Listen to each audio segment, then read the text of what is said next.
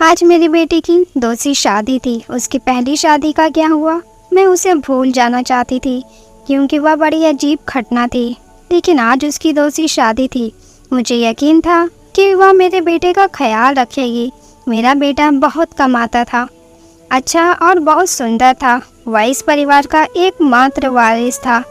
सभी उसे प्यार करते थे, इसलिए किसी को भी यह बात अजीब नहीं लग रही थी कि उसकी दूसरी शादी इतनी जल्दी हो रही है। पर मेरा दिल धक धक कर रहा था।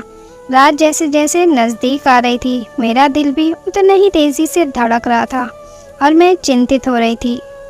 मेरी बेटी को भी इस बात का पता था। वह भी मेरी ही तरह चिंतित थी और बोली कि अगर आज भी ऐसा ही हुआ तो फिर क्या होगा। मैंने कहा, अपने मुंह से अच्छा कुछ निकालो। मैं पहले से ही चिंतित हूँ। अब सभी मेहमान आ गए हैं। पिछली बार देश में एक महामारी के कारण कितने लोगों को आमंत्रित नहीं कर सके थे, लेकिन इस शादी में सभी रिश्तेदार बहुत उत्साह के साथ आए थे। इसलिए लोग पिछली शादी के बारे में ज़्यादा नहीं जानते थे और यह भी नहीं जानते थे कि ऐसा क्या हुआ कि उन्हें फिर से शादी करनी पड़ी। मेरा बेटा इससे बहुत खुश था। कोई समस्या नहीं थी क्योंकि उसकी यह पत्नी पहली पत्नी से काफ़ी ज़्यादा खूबसूरत थी और उम्र में भी छोटी थी, तो उसे तो खुश होना ही चाहिए था। सर्दी का मौसम था। ज़्यादातर मेहमान घर में ही ठहरे हुए थे। समारोह बाहर हो रहा था, नाच गाना चल रहा था, लोग आपस में मजाक कर रहे थे। मैंने अपनी जेठानी से कहा, दुल्हन दूसरे शहर से आई है और बहुत थकी हुई है। मुझे लगता है कि उसे दूल्हे के कमरे में नहीं भेजना चाहिए। मेरी जेठानी ने कहा, तुम्हें क्या हो गया है? अभी उनकी शादी हुई है और तुम हो कि उनकी रात खराब करना चाहती हो। मानती हूँ शादी ब्याह में थकावट हो जाती है, लेकिन नया खूने कॉफ़ी शॉफ़ी पिला दो, फ्रेश हो जाएंगे और फिर सुबह रिसेप्शन भी तो है। मैं बोली, वह थक जाएगी बेचारी। मेरी जेठानी ने कहा कि आजकल कोई भी इतना नहीं थकता। लड़कियों को तो अपनी शादी करने का बहुत शौक होता है। उसे अपने बेटे के कमरे में भेज दो। अब रात के 12 बज गए थे। सुबह उठकर तैयार भी तो होना है। मुझे नहीं पता कि तुम इतना टाइम क्यों लगा रही हो। सभी रस्में हो चुकी हैं। हर कोई नाच गाकर थक गया है। बेचारी दुल्हन भी कमरे में जाना चाहती है। मेरी जेठानी तो वैसे भी बाल के खाल निकालने में माहिर थी, सबसे बड़ी थी, इसलिए सोचा उनसे सलाह मशवरा कर लो। लेकिन उसने मुझे ही बातें बता दी और फिर उसने खुद ही कहा कि अब दुल्हन कमरे में जाएगी। दुल्हन को कमरे में ले जाया गया। बाकी सब को कमरे से निकाल कर मैं थोड़ी देर दुल्हन के पास ही बैठ गई। मैंने कहा, बेटा, तुम अपने परिवार में सबसे बड़ी हो। तुम बहुत ही धैर्यवान लड़की हो, इसलिए मैं तुम्हें पसंद कर कर लाई हूँ। देखो बेटा, जब शादी होती है तो कुछ चीज़ें ऐसी होती है जो हमें पसंद नहीं आती है, लेकिन मेरी बच्ची तुम थोड़ा सब्र करना। उसने कहा कि मुझे समझ नहीं आ रहा है कि आप क्या कह रही हैं। मैंने कहा कि अगर मेरा बेटा उल्टी सीधी बात करता है तो उसकी बातों पर ध्यान मत देना। कमरे की बात कमरे में ही रखना। सुबह मुझे बता देना, मैं तुम्हारी प्रॉब्लम को सुलझाने की कोशिश करूँगी। मेरी बात सुनकर थोड़ा घबरा गई कि मैं किस विषय में बात कर रही हूँ। वह थोड़ा घबराई थी, लेकिन उसने कहा कि ठीक है, मैं पूरी कोशिश करूँगी। अब इस घर की इज्जत भी मेरी इज्जत है। मैं दुल्हन का हाथ थपथपाकर बाहर आ गई। सब अपने अपने बिस्तर पर सोने चले गए थे। घर में बहुत सन्नाटा था क्योंकि सब बहुत थके हुए थे, इसलिए सब सो चुके थे। जाड़े की रातें वैसे भी शांत होती है, लेकिन मैं सो नहीं पा रही थी। बहुत देर बाद आखिरकार मैं सोने चली गई, लेकिन मेरी आंखों में नींद नहीं आ रही थी और मेरी आंखें बार बार देख रही थी घड़ी की ओर। काश सुबह जल्दी होता तो मेरी सारी चिंताएं खत्म हो जाती। लेकिन जैसे ही 2:30 बजे मैंने एक जोर से चीख सुनी और उसके बाद ही मुझे पता चला कि अब क्या होने वाला है। उसके बाद बार बार चीखें शुरू हो गई। यह एक लड़की के चीखने की आवाज़ थी और वह लड़की कौन हो सकती है, मैं अच्छी तरह जानती थी। सभी मेहमान भी धीरे धीरे उठने लगे थे। अचानक मेरे बेटे के कमरे का दरवाज़ा खुला और मेरी बहू पागलों की तरह चीखती हुई बाहर भागी। उसे पता ही नहीं चला कि उसके पास तो दुपट्टा भी नहीं है। अस्त व्यस्त कपड़ों में बाहर भागती हुई आई थी। वह घर से बाहर भाग जाना चाहती थी जब कुछ औरतों ने उसे पकड़ लिया और कहा, बेटा क्या हो गया? सब उसको संभालने लगी, लेकिन वह बेहोश हो गई थी। जब कोई बेहोश होता है तो उसे पानी के छींटे वगैरह मारे जाते हैं, लेकिन मेरी बहू तो पानी के छींटे मारने पर भी होश में नहीं आ रही थी। उसका पूरा शरीर ठंडा पड़ गया था। उसे फौरन अस्पताल ले जाया गया। मैं उसे अस्पताल ले जाना नहीं चाहती थी क्योंकि फिर से वही तमाशा बन जाता, लेकिन और कोई चारा भी नहीं था। बेचारी बच्ची किसी भी तरह होश में नहीं आ रही थी। उसके माँ बाप को भी बुला लिया। उन्होंने भी एक दूसरे के कानों में बातें करनी शुरू कर दी थी। पता नहीं हमारी बेटी को क्या हो गया है, पता नहीं उसके साथ क्या सलूक किया है।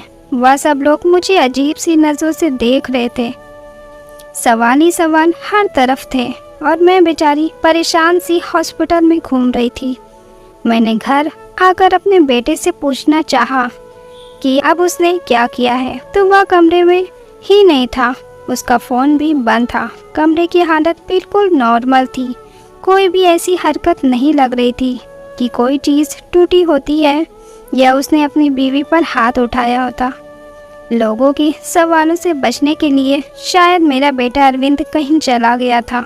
फिलहाल तो मुझे बहू की फिक्र थी। मैं अस्पताल वापस आ गई। 2-3 घंटे में अस्पताल वालों ने मेरी बहू को छुट्टी दे दी। मेरी बहू हमारे घर नहीं आना चाहती थी, बहुत ज़्यादा घबराई हुई थी, लेकिन उसकी माँ ने उसे समझाया कि तुम्हारे ससुराल ही चलते हैं, नहीं तो लोगों को मैं क्या जवाब दूंगी। लोग तरह तरह की बातें बनाएंगे। मैंने भी अपनी बहू को समझाया कि बेटा सुबह मुंह दिखाई की रस्म पूरी हो जाए फिर अपनी माँ के घर चली जाना, मैं तुम्हें नहीं रोकूंगी। मेरी बात सुनकर मेरी बहू गुस्से में आ गई और बोली, फाड़ में गई आपकी रस्में। मैं आपके घर में एक पल के लिए भी नहीं रहूंगी। मैं अपने घर जाऊंगी और मुझे अपने घर जाने से ना कोई समाज रोक सकता है और ना ही कोई कानून में लिखा है। मैं पढ़ी लिखी लड़की हूँ और मुझे अपनी ज़िंदगी अपने तरीके से जीने का हक है। मुझे आपके बेटे के साथ एक पल भी नहीं रहना। मेरी बहू ने अपना फैसला सुना दिया था। मैं चुपचाप आंखों में आंसू लिए उसे देख रही थी। या तो पहले भी हो चुका था जब अरविंद की पहली शादी हुई थी। मेरी पहली बहू के साथ भी वही हुआ। वह मेरी पसंदीदा लड़की थी। वह मेरी बेटी की दोस्त थी और वह उसे बहुत पसंद करती थी। वह उसे बहुत खुशी के साथ घर लेकर आई थी। इन लोगों ने हमारा बहुत सहयोग किया था। वह एक अमीर पिता की बेटी थी। वह बहुत अच्छी लड़की थी।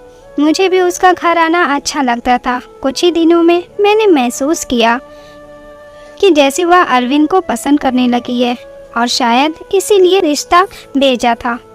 लेकिन शादी के बाद उसके साथ भी ऐसा ही हुआ। शादी की पहली रात वो चिल्लाते हुए कमरे से बाहर भागी और उसके बाद मेरे बेटे की शक्ल देखने से भी मना कर दिया। सब ने उसे बहुत समझाया कि बेटा अपनी ज़िंदगी के बारे में तो सोचो, लेकिन उसने कहा कि मेरी ज़िंदगी तो बर्बाद हो गई है। और अब इस लड़की को भी समझाया जा रहा था, लेकिन वह भी कह रही थी कि अगर मैंने नहीं रहना तो मैं नहीं रहूँगी। आपके बेटे के साथ मेरा बेटा भी कोई जवाब नहीं दे रहा था, पता नहीं कहाँ चला गया था। लड़की का बाप बार बार कह रहा था कि उस व्यक्ति को बुलाओ, हम उससे पूछें कि उसने हमारी बेटी के साथ क्या किया है। अरविंद घर आ चुका था। सब उस पर सवालों की बौछार कर रहे थे, लेकिन उसने चुप्पी साध ली थी, कुछ भी नहीं बोल रहा था। थक हार कर सब खामोश हो गए। लड़की के माँ बाप भी अरविंद को भला बुरा और धमका कर चले गए। वह अपनी बेटी को भी साथ ले गए। अच्छा खासा तमाशा हो गया था। सब मेहमानों के सामने नाक कट गई थी। हमारी लड़की के माँ बाप ने हमारी बेइज्जती करने में कोई कसर नहीं छोड़ी थी, लेकिन अरविंद अपने मुंह से एक शब्द भी नहीं बोल रहा था। अरविंद के पिताजी तो पहले ही इस दुनिया से जा चुके थे। सारी बेइज्जती मुझे अकेली ही सहनी पड़ी थी। घर में जमा लोगों ने भी हमें अच्छी खासी बातें सुना डाली थी। लड़की की माँ तो काबू में ही नहीं आ रही थी। कुछ चीख चीख कर मुझे भला बुरा कह रही थी, लेकिन उस बेचारी की क्या गलती थी? आखिर उसकी बेटी की जिंदगी तबाह हुई थी। आज खुद को बहुत अकेला महसूस कर रही थी मैं। काश अरविंद के पिता होते तो इतनी जल्दी हिम्मत ना हारती। लोगों के ताने को इसने अकेले ही सुनती रही। अरविंद बड़ा था। अरविंद से छोटी मेरी एक बेटी थी जो कॉलेज में पढ़ती थी। सब लोग आपस में कानाफूसी कर रहे थे। अरविंद को लेकर तरह तरह की कहानियां बनाई जा रही थी। कोई कह रहा था पता नहीं शायद अरविंद पागल है, तो कोई कह रहा था लगता है अरविंद दिमागी मरीज है, तो कोई कह रहा था पता नहीं उसने नए दुल्हन के साथ ऐसा क्या किया कि वह इतना ज़्यादा डर गई। जितना मुंह उतनी बातें थी, लेकिन मेरे पास इन सब का कोई जवाब नहीं था। सब लोगों को असलियत पता ना हो तो वह खुद ही कहानियाँ बना लेते हैं, और खुद की बनाई हुई उल्टी सीधी कहानियाँ सच से कहीं ज़्यादा खतरनाक होती है। लेकिन समस्या यह थी कि सच मुझे भी तो नहीं पता था। ऐसा क्या था कि सुहागरात को ही मेरी बहू मेरे बेटे के कमरे से चीखती हुई भागती थी। उस लड़की ने भी तो मुझे कुछ नहीं बताया था। मैंने खुद ही अपने मन में सोचा हो सकता है उसने अपने माँ बाप को कुछ बताया हो। सच जानने के लिए मैंने उनके घर फ़ोन कर लिया। भले ही वह हमसे रिश्ता ख़त्म कर गए थे, लेकिन इंसानियत के नाते ही मैंने उसका हाल चाल लेने के लिए फ़ोन किया। फ़ोन लड़की की माँ ने उठाया था। मैंने पूछा अब कैसी तबीयत है आपकी बेटी की? मेरी आवाज़ सुनते ही वह भड़क गई थी और बोली मेरी बेटी अब तक ठीक नहीं हुई है, खबरदार जो आगे से फ़ोन किया। यह सब सुनकर मैं बहुत ज़्यादा परेशान हो गई थी। मेरी पहली बहू के साथ भी ऐसा ही हुआ था। मेरी बेटी ने बताया था कि वह कम से कम 6-7 महीने तक बीमार रही थी। आखिर क्या प्रॉब्लम थी मेरे बेटे को? मुझे कुछ समझ नहीं आ रहा था। क्या कमी थी कि उसकी पत्नियां उसे डर के भाग जाती थी। अरविंद की बात करूं तो अरविंद बहुत ही सीधा साधा सा बच्चा था। बचपन से ही कम बोलने वाला था, लेकिन उसके अंदर कोई भी हरकत ऐसी नहीं थी कि जो अब नॉर्मल होती। अरविंद मेरी पहली संतान थी। हमने उसे बहुत ही लाड प्यार से पाला था, लेकिन हमारे इतना लाड प्यार देने से भी वह बिगड़ा नहीं था। हाँ, उसे अपनी सुंदरता पर घमंड जरूर था। वह कहता मेरी खूबसूरती और स्मार्टनेस के आगे सब पानी भरते हैं। उसको पहनने ओढ़ने का बहुत शौक था। अच्छी अच्छी ब्रांडेड चीज़ें पहनना। पढ़ाई में भी अच्छा था। नौकरी भी टाइम से कर ली थी। अपनी बहन के लिए भी एक जिम्मेदार भाई था। अपनी बहन श्रुति को कॉलेज लेकर जाता और वापस लेकर आता। घर में खर्चे के लिए पैसे भी देता। कभी मुझसे ऊंची आवाज़ में बात नहीं करता था।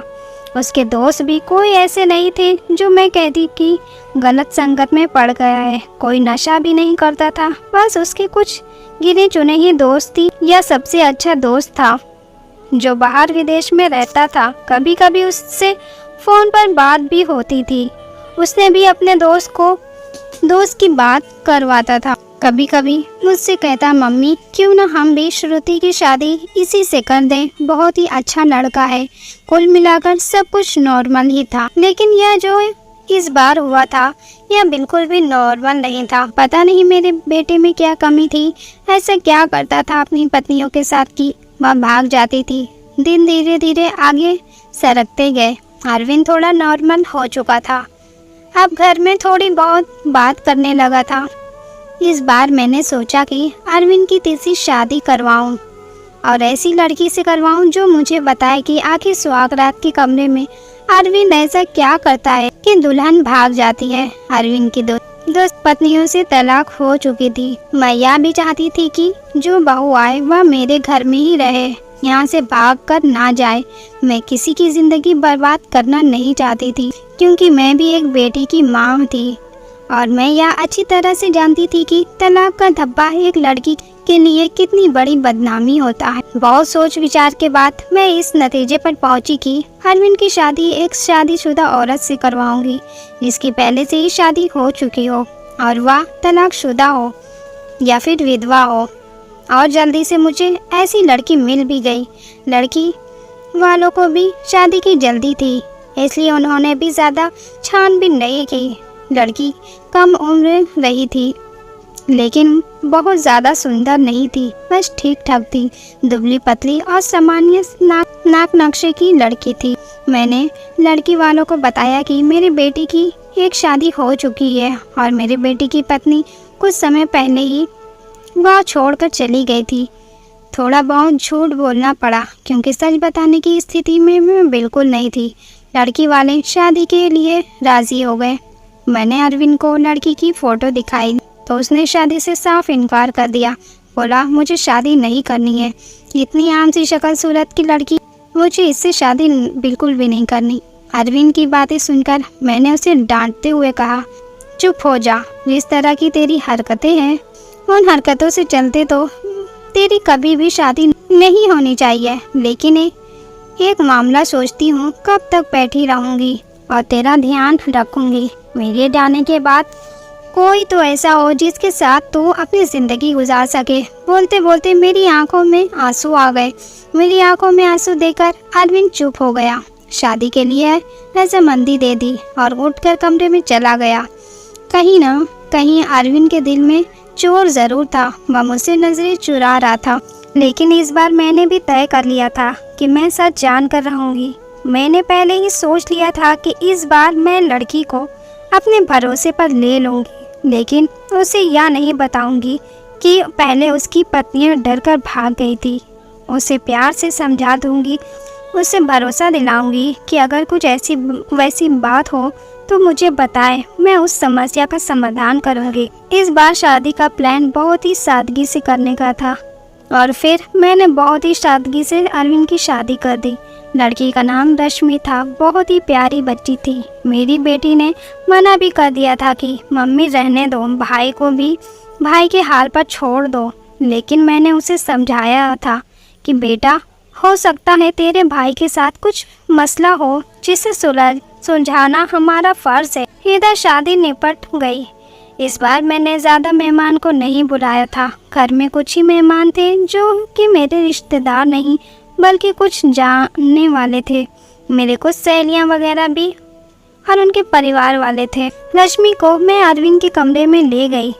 उसे बेड पर बिठाते हुए मैंने रश्मि का हाथ अपने हाथों में लिया और उससे हल्के से दबाते हुए बोली, रश्मि बेटा, तुमसे बहुत ही ज़रूरी बात करनी है। बहुत ही ध्यान से मेरी बात सुनो। रश्मि आश्चर्य से मुझे देखने लगी कि भला ऐसी कौन सी बात ज़रूरी है, ऐसी कौन सी ज़रूरी बात है जो अभी करनी है। मैंने रश्मि को समझाते हुए कहा, बेटा, अरविंद शादी के लिए राज़ी नहीं था। बहुत ही मुश्किलों से मैंने उसे शादी के लिए तैयार किया है। हो सकता है मेरा बेटा कुछ अजीबोगरीब हरकतें करे, हो सकता है तुम्हें डराने की कोशिश करे जिससे कि तुमसे छोड़कर भाग जाओ। लेकिन बेटा, तुम डरना नहीं। जो भी हो तुम्हें सब कुछ मुझे बताना है। बस तुम्हें उसके डराने धमकाने या उसकी बातों में आने की कोई ज़रूरत नहीं है। रश्मि ने मेरी बात को सुनकर हाँ में सर हिला दिया था। मैं थोड़ी संतुष्ट हुई थी और रश्मि को आराम करने का बोलकर बाहर आ गई। मैं अपने कमरे में नहीं गई, वहीं हॉल में ही सोफे पर लेट गई। श्रुति को मैंने उसके कमरे में भेज दिया कि तुम जाओ, सो जाओ, बहुत रात हो चुकी है। श्रुति कमरे में जा चुकी थी, लेकिन जाते जाते उसने कहा था कि मम्मी जी, आप जो भी कर रहे हैं गलत कर रही हैं। आप भी हर समस्या का हल सिर्फ शादी ही समझती हैं।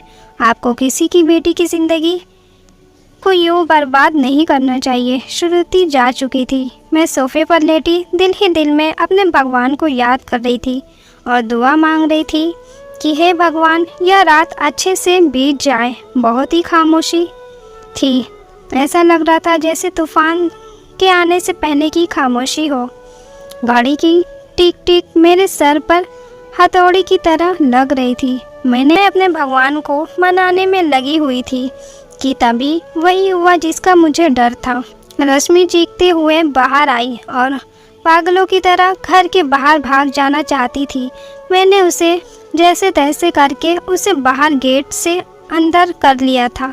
मैंने उसे जैसे तैसे समझाकर थोड़ा शांत किया। कुछ बोलने की स्थिति में वह नहीं थी। जब थोड़ा शांत हुई तो बेहोशी में बोली कि आपको अपने बेटे के पहले मेडिकल जांच करानी चाहिए। अगर आप ऐसा करा लेती तो आपको और मुझे यह दिन देखना ही नहीं पड़ता। रश्मि थी समझदार लड़की थी। उसके पास तो कोई दूसरा ऑप्शन भी नहीं था। वह तो हर हाल में इस शादी को निभाने की सोचती। लेकिन रश्मि ने भी इस रिश्ते को नहीं निभाया और वह अरविंद को छोड़कर चली गई। दूसरे दिन रश्मि के घर से फोन आया कि अपने बेटे से कहकर हमारी बेटी को तलाक दिलवा दो, नहीं तो हम यह काम अदालत से भी कर सकते हैं। मैं सदमे की हालत में ही सोफे पर बैठ गई। यानी कि अब अरविंद को कोई मजबूरी में भी अपनाने के लिए तैयार नहीं था। पहले मैं जो बहुओं को लाई थी वह अमीर घराने की और सुंदर पढ़ी लिखी थी, लेकिन रश्मि तो विधवा थी, गरीब घराने की थी और बहुत ज़्यादा सुंदर भी नहीं थी। रश्मि को मैंने पहले ही सब कुछ समझा दिया था, तभी तो इतना ज़्यादा बदमाश हो गई थी। आखिर ऐसा क्या कमी थी मेरे बेटे में? हर जो जेवरात दुल्हन को देते हैं, दुल्हन के घर वाले शादी के दूसरे दिन ही वापस कर देते हैं। मैं तो दहेज भी नहीं लेती। फिर आखिर ऐसा क्या किया था कि ऐसा खूबसूरत पढ़ा लिखा अमीर लड़के को छोड़कर भी लड़कियां भाग जाती थी? मेरा दिमाग सोच सोच कर फटा जा रहा था। कैसे पता लगाएं कि आखिर बात क्या है? अरविंद भी अपने मुंह से कुछ कहने को तैयार नहीं था। जब भी इस बारे में कुछ पूछती, कुछ बात करने की कोशिश करती तो वो उठकर बाहर चला जाता, मुझे बात करने का मौका ही नहीं देता। लेकिन अब मैं हर वक्त अरविंद पर नज़र रखने लगी थी, उसकी एक एक हरकत पर ध्यान देती। शायद कुछ तो ऐसा सबूत मिले जिससे मैं सुराग लगा सकूं, सच जान सकूं कि आखिर सच्चाई क्या है। लेकिन उसके हाव भाव से भी कभी ऐसा नहीं लगा कि उसमें कुछ नॉर्मल नहीं है। एकदम नॉर्मल लड़कों की तरह था जैसे और लड़के होते हैं। मुझे कोई भी रास्ता नहीं दे रहा था। एक दिन तंग आकर मैंने अरविंद के दोस्त को फ़ोन लगाया, उसी विदेश में रहने वाले दोस्त को। मैंने उससे पूछा, नितिन तुम अरविंद के इकलौते दोस्त हो जिससे अरविंद अपने दिल की सारी बातें करता है। मुझे अरविंद के बारे में कुछ बताओ। उससे अपने जीवन के बारे में तुम्हें ज़रूर कुछ ना कुछ बताया होगा। लेकिन यह सुनकर तो मैं हैरान हो गई कि उसने अपने दोस्त को इस बारे में कुछ भी नहीं बताया था। और बस यही बात मुझे बहुत अजीब लगी। क्या उसने अपने दोस्त को भी नहीं बताया कि मैंने 3 बार शादी की है और मेरी तीनों पत्नियां मुझे छोड़कर भाग गई है? लेकिन उसने यह बात अपने दोस्त को नहीं बताई जो कि उसका सबसे अच्छा दोस्त था। यह मुझे काफ़ी अजीब लग रहा था। लेकिन शायद उसने नहीं बताया क्योंकि वह शर्मिंदा होना नहीं चाहता होगा। शादी की रात की पत्नी का भाग जाना, वह भी 3 पत्नियों का। धीरे धीरे 6 महीने गुजर गए। घर में सब कुछ नॉर्मल चल रहा था, लेकिन अरविंद को लेकर मैं बहुत ज़्यादा परेशान थी। ऐसा क्या था जो दुल्हन शादी की पहली रात ही भाग जाती थी? मैंने एक बार फिर अरविंद की शादी करने के लिए सोचा। इस बार मैंने ठान लिया कि सच्चाई जानकर ही रहूँगी। इस बार मैंने लड़की को सब कुछ बता दिया, कुछ भी नहीं छुपाया। और लड़की भी किसी ऐसी लाई जिसे की सख्त ज़रूरत थी, क्योंकि ये लोग बहुत गरीब थे और उसके घर में उसके 2 छोटे भाई थे। मैं कहा तुम्हारे दोनों भाइयों की पढ़ाई की जिम्मेदारियां मेरे ऊपर है। शादी में भी आप लोगों को कुछ भी खर्चा नहीं करना पड़ेगा। लड़की को तो मैंने राज़ी कर लिया था, लेकिन लड़की के माँ बाप भी राज़ी हो गए। लेकिन मैंने यह बात लड़की के माता पिता को नहीं बताई, बस लड़की को बता दी थी। लड़की थोड़ी घबराई हुई थी, लेकिन मैंने शादी से पहले ही सारी बात लड़की को बता दी थी, लड़की को समझा दी थी। पहले तो वो बहुत ज़्यादा डर गई थी, फिर खुद को संभालते हुए बोली कि कुछ भी हो, मैं इस शादी के लिए तैयार हूँ। अगर मेरे थोड़े से त्याग से मेरे भाइयों की ज़िंदगी बनती है तो उसमें बुराई क्या है। जो कुछ भी होगा उससे सहन करूँगी। और वैसे भी सारे समझौते औरतों को ही करने पड़ते हैं। लड़की जिसका नाम सुमन था, भले ही गरीब घर की थी, लेकिन बहुत ही संस्कारी समझदार लड़की थी। मुझे दिल ही दिल में खुशी हुई कि अगर सुमन मेरी बहू बनती है और मेरे घर में टिकी रहती है तो ये मेरे लिए बहुत ही सौभाग्य की बात होगी। संस्कारी होने के साथ साथ सुमन बहुत ही खूबसूरत भी थी। और इस बार शादी मंदिर में हुई थी, सब कुछ ठीक था। और हैरानी की बात तो यह थी कि रात गुजर चुकी थी और सुबह हो चुकी थी। सुबह होते ही मैंने कमरे का दरवाज़ा खटखटाया, लेकिन किसी ने दरवाज़ा नहीं खोला। मैं बहुत परेशान थी, कोई दरवाज़ा नहीं खोल रहा था। थोड़ी देर बाद कमरे की दूसरी चाबी लेकर आई और मैंने खुद दरवाज़ा खोला। कमरे में अंदर का दृश्य देखकर मेरी चीख निकल गई। मेरी बहू बेहोश पड़ी थी। अरविंद कमरे में कहीं भी नज़र नहीं आ रहा था, शायद बाथरूम में था। मैंने जल्दी से डॉक्टर को बुलाया। डॉक्टर ने कहा कि वह सिर्फ और सिर्फ डर की वजह से बेहोश हुई है। उसके शरीर पर किसी भी तरह की कोई चोट के निशान नहीं है। अरविंद के चेहरे से भी चिंताजनक झलक रही थी। ऐसा लगता था वह भी परेशान है इन सब हालतों से। अच्छे से चेकअप कराने के बाद और कुछ दवाइयाँ देकर डॉक्टर साहब चले गए थे। डॉक्टर ने कहा था कि सुमन जल्दी होश में आ जाएगी। अरविंद भी तैयार होकर अपने ऑफिस के लिए निकल गया था। मैं सुमन के पास ही बैठी रही। थोड़ी देर में सुमन ने आंखें खोल दी थी। होश में आते ही वह बाहर की तरफ भागी, यह कहते हुए कि मुझे यहाँ नहीं रहना है, मुझे अपने घर जाना है, अपने मम्मी पापा के पास। मैंने सुमन का हाथ पकड़ लिया। सुमन, तुम ऐसा नहीं कर सकती। मैंने तो तुम्हें सारी सच्चाई बताई थी और तुम मान भी गई थी, फिर तुम अब ऐसा क्यों कर रही हो? लेकिन सुमन मेरी कुछ भी सुनने को तैयार नहीं थी। रोते हुए बोली, आंटी जी मुझे माफ़ कर दो, मैं मजबूर हूँ, मैं यहाँ नहीं रह सकती है। आप बेफिक्र रहे, अपने मम्मी पापा को कुछ नहीं बताऊँगी, सब कुछ हैंडल कर लूँगी। बस आप मुझे इस घर में रहने को ना कहें। लेकिन सुमन मुझे बताओ तो सही, आखिर ऐसा क्या हुआ था?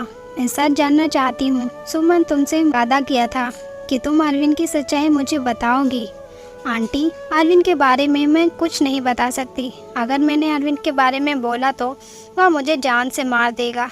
मुझे अपनी जान की परवाह नहीं है, लेकिन अरविंद मेरे भाइयों को भी नहीं छोड़ेगा। प्लीज़ मुझे जाने दे। उसकी आंखों में विनती के ऐसे करुण भाव थे कि मैं उसे रोक ना सकी। सुमन चली गई थी। मैं इंतज़ार कर रही थी कि आप कुछ ही देर में सुमन के माँ बाप का फ़ोन आने वाला था, लेकिन ऐसा कुछ भी नहीं हुआ। शायद सुमन ने अपने माता पिता को कुछ नहीं बताया था। अरविंद की 3 पत्नियों ने तो उसे दूसरे दिन ही तलाक की मांग कर दी थी, लेकिन समझ नहीं आया सुमन ने ऐसा कुछ भी नहीं किया था। उसका मतलब था सुमन अभी भी मेरी बेटी की पत्नी थी। मैंने सोचा कि अब मैं अरविंद का चेकअप करा कर ही रहूँगी। अपने होशो हवास में तो अरविंद ऐसा कभी भी नहीं करने देता। इसलिए एक दिन मैंने अरविंद के खाने में नींद की दवाई मिला दी। अरविंद के गहरी नींद में जाते ही मैंने डॉक्टर को फ़ोन कर दिया। डॉक्टर ने अरविंद के कुछ सैंपल लिए और ये बोलकर ही जैसे ही रिपोर्ट आती है मैं आपको बता दूँ। डॉक्टर चला गया और फिर मैं बेसब्री से अरविंद की रिपोर्ट का इंतज़ार करने लगी। अगले दिन डॉक्टर का फ़ोन आया और उसने कहा कि अरविंद एकदम नॉर्मल है, उसकी सारी रिपोर्ट नॉर्मल आई है। यह सुनकर तो मेरे आश्चर्य की कोई सीमा नहीं थी। अगर अरविंद नॉर्मल ही है तो शादी की पहली ही रात उसकी पत्नियां क्यों भाग जाती हैं? सोच सोचकर मेरा दिमाग फटने लगा। कुछ सोचकर मैं सुमन के पास गई। सुमन के माता पिता ने मेरी इज्जत की। शायद उन्हें सच्चाई का पता नहीं था। उन्हें लगता है कि मैं उनकी बेटी को घर ले जाने के लिए आई हूँ। मुझे देखते ही सुमन डर गई थी। वह हम लोगों के साथ ज़्यादा नहीं बैठी और अंदर कमरे में चली गई। मैं भी सुमन के पीछे पीछे उसके कमरे में आ गई। मुझे देखते ही सुमन बोली, आंटी जी, मैंने आपको पहले ही भी कहा था कि मैं आपके घर नहीं रह सकती, फिर आप मुझे लेने क्यों आई हैं? मैंने सुमन को बहुत ही प्यार से अपने पास बिठाया और उसके सामने हाथ जोड़ते हुए बोली, सुमन, मेरी उम्मीद की आखिरी किरण अब तुम ही हो। तुम ही मुझे बता सकती हो कि आखिर मेरे बेटे में क्या कमी है।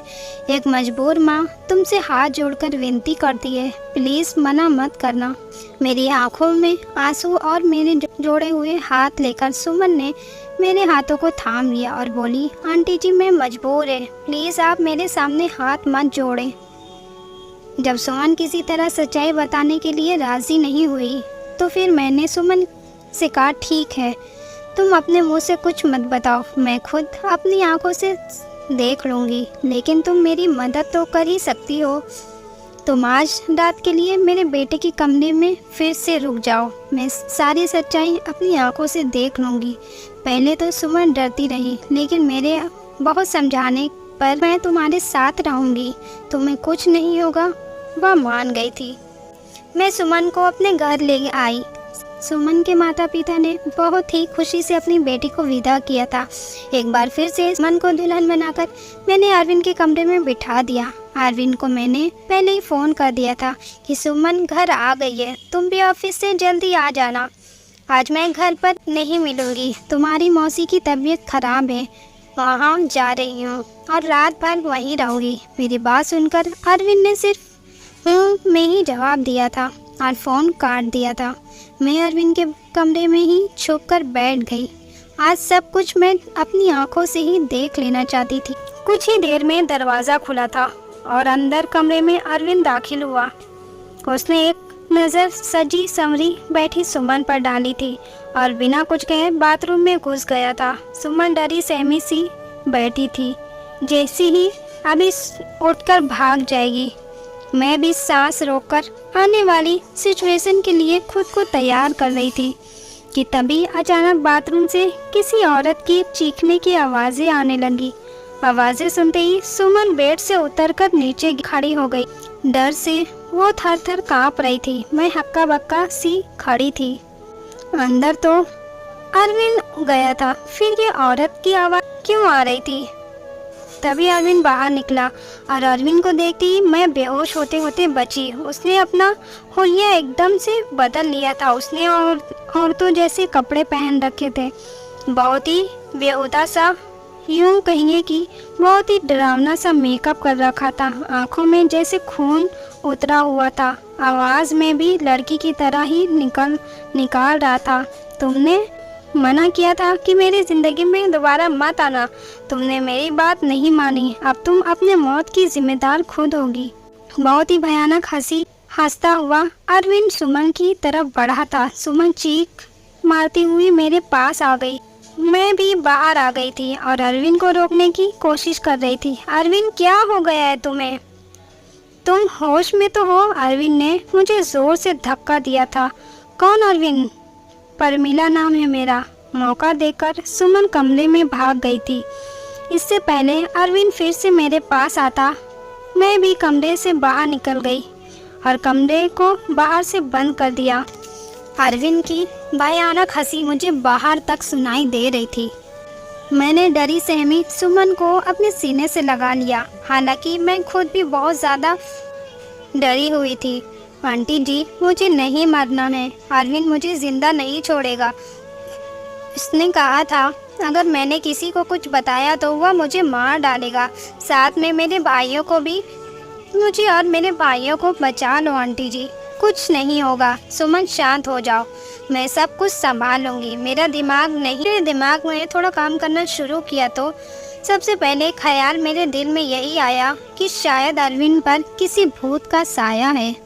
सुमन को मैंने अपने रूम में ही सुला दिया था। सुबह उठते ही से पहले मैंने अपनी फैमिली डॉक्टर को फ़ोन किया था। 8 बजे डॉक्टर हमारे घर पर थे। मैंने उन्हें सारे हालात से अवगत कराया। साथ ही मैंने डॉक्टर से यह भी कहा कि मुझे लगता है कि अरविंद पर किसी भूत का साया है। मेरी बात सुनकर डॉक्टर ने कहा था, मुझे नहीं लगता कि यह किसी भूत का साया है, मुझे तो एक दिमागी मरीज़ लगता है। उस पर पागलपन के दौरे पड़ते हैं। ऐसे मरीज़ किसी मूवी या किसी कहानी में डूब जाते हैं और उसी के कैरेक्टर में खुद को उतार लेते हैं। लेकिन आप टेंशन ना लें, इस मर्ज़ का इलाज है। अपनों के प्यार से और कुछ दवाइयों के ज़रिए मरीज़ ठीक हो जाता है। थोड़ा टाइम लगता है बट मरीज़ बिल्कुल पूरी तरह ठीक हो जाएगा। नई दुल्हन को देखकर अरविंद पर पागलपन के दौरे पड़ते हैं और यह दौरे अरविंद को क्यों पड़ते हैं इसका सुराग उसके कमरे से ही मिलेगा। एक बार सुराग हाथ लग जाएगा तो उसका इलाज हम अच्छे से कर सकेंगे। डॉक्टर मुझे तसल्ली देकर चले गए थे। सुमन जाग चुकी थी, रात से थोड़ा सामान्य लग रही थी। मैंने उसे नाश्ता कराया। नाश्ता करते हुए सुमन बोली कि मुझे लगता है कि अब मुझे घर चले जाना चाहिए। सुमन के सर पर हाथ फेरते हुए मैं बोली, सुमन बेटा, सबसे पहले तो तुम मुझे आंटी कहना बंद कर दो, मुझे मम्मी जी कहो। और दूसरी बात, यही तुम्हारा घर है।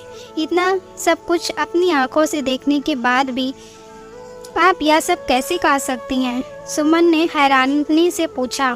मैंने तुमसे कहा, अभी डॉक्टर से मेरी बात हुई। अरविंद बिल्कुल ठीक हो जाएगा, बस उसे थोड़े से प्यार और थोड़ी सी देखभाल की ज़रूरत है जो हम दोनों मिलकर उसे देंगे। मेरा यकीन करो, अरविंद बहुत ही अच्छा लड़का है, तुम्हें बहुत ही प्यार से रखेगा। मेरे बहुत देर समझाने पर और अपने माँ बाप के हालात को देखते हुए सुमन राज़ी हो गई थी। मैंने बहुत ही प्यार से सुमन से कहा, बेटा अब तो एक बार मुझे मम्मी जी कहो। और सुमन ने मुस्कुराते हुए मुझे मम्मी जी कहा था, जिसे सुनकर मेरे दिल में ठंडक उतर गई। मुझे उम्मीद थी कि किरण नज़र आई थी कि मेरा बेटा ठीक हो जाएगा, उसका भी घर बस जाएगा। 10 बजे के करीब अरविंद के दरवाजे पर टक टक की आवाज़ आई। मैंने कांपते हुए हाथों से दरवाज़ा खोला था। सुमन को मैंने अपने कमरे में भेज दिया था। अरविंद एकदम तरोताज़ा तैयार खड़ा था। मुझे देखते ही नाराज़गी से बोला, क्या मम्मी जी? मेरा दरवाज़ा बाहर से बंद किसने कर दिया? मुझे ऑफिस के लिए लेट हो रहा है। अरविंद ने एकदम नॉर्मल ही बात की थी। पता नहीं बेटा कैसे बंद हो गया। चलो तुम नाश्ता कर लो। मैंने उस पर कुछ भी जाहिर होने नहीं दिया। अरविंद ने नाश्ता किया और ऑफिस के लिए निकल गया। अरविंद के ऑफिस निकलते ही सबसे पहले मैं अरविंद के कमरे में गई और उसकी तलाशी ली। मुझे ज़्यादा मेहनत नहीं करनी पड़ी। सामने ही बेड पर मुझे कुछ किताबें दिखी। सुमन भी अब मेरे पास आ चुकी थी। सारी किताबें सेम थी। सब किताबों में ही उपन्यास था जिसमें कोई परमीला नाम की लड़की थी। शादी की रात थी। उसके पति ने उसे कमरे से धक्के देकर बाहर निकाल दिया था और अगले ही दिन दूसरी दुल्हन ले आया था। परमीला धीरे धीरे दिमागी मरीज बन गई थी। दुल्हन को देखते ही उस पर दौरे पड़ने लगे थे।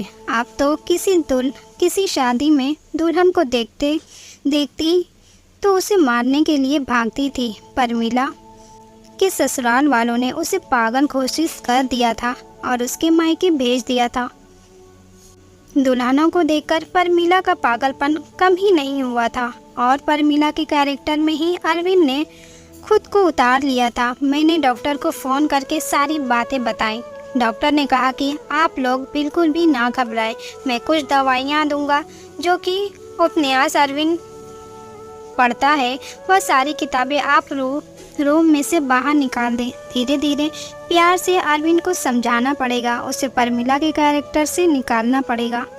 धीरे धीरे डॉक्टर की दवाइयों से और सुमन और मेरी मेहनत से अरविंद ठीक होने लगा था। सुमन अरविंद के सामने सिंपल सी रहती थी, कोई भी बनाव श्रृंगार नहीं करती थी। अरविंद के व्यवहार में बहुत बदलाव आने लगा था। उसकी आंखों में मैंने सुमन के लिए प्यार देखा था। सुमन कहीं भी जाती अरविंद की निगाहें उसका पीछा करती थी। अरविंद का इलाज चलते आज 3 महीने हो चुके थे। सुमन ने जिस मेहनत और लगन से मेरा साथ दिया था उसकी मैं कायल हो गई थी। कोई बहुत ही अच्छे कर्म किए थे जो मुझे सुमन जैसी बहू मिली। सुमन अब भी मेरे साथ मेरे ही कमरे में सोती थी, लेकिन आज मैंने सोच लिया था कि सब कुछ फाइनल हो जाना चाहिए। मुझे पूरा विश्वास है कि अब अरविंद बिल्कुल ठीक हो चुका है। मैंने सुमन से कहा कि सुमन, आज तुम्हें आखिरी कदम उठाना पड़ेगा। इसके बाद तुम्हारी ज़िंदगी में खुशियाँ ही खुशियाँ होगी। सुमन ना समझी, मेरी तरफ देखने लगी। फिर मैंने उसे समझाया कि सुमन, आज तुम्हें दुल्हन बनकर अरविंद के कमरे में बैठना होगा। मेरी बात सुनकर सुमन डर गई थी, लेकिन फिर जल्दी से संभल भी गई। शायद उसे भी यकीन था कि अरविंद अब ठीक हो चुका है। वह भी अरविंद के प्यार भरी नज़रों को समझ चुकी थी। सुमन, तुम्हें डरने की कोई ज़रूरत नहीं है। तुम्हें दरवाज़ा खुला रखना है। दरवाजे के बाहर ही खड़ी रहूँगी जब तक कि तुम दोनों के बीच में सब कुछ ठीक नहीं हो जाता। जैसे ही तुम्हें कुछ गलत लगे तो फ़ौरन बाहर भाग जाना। रात को अरविंद के आने से पहले ही मैंने सुमन को दुल्हन की तरह सजाया।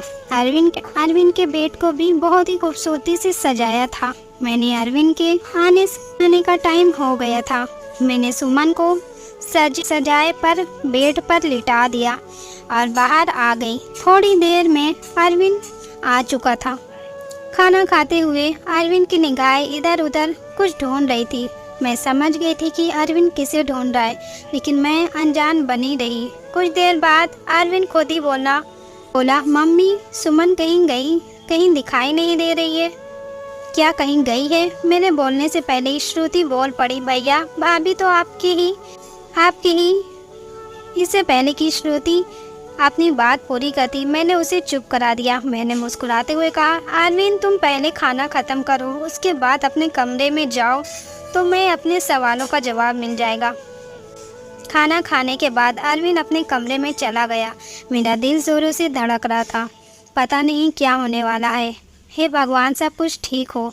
मैं भी अरविंद के पीछे पीछे चली और बाहर गेट पर ही रुक गई। मैं अंदर कान लगाकर सुनने की कोशिश कर रही थी कि अंदर सब कुछ ठीक तो है ना।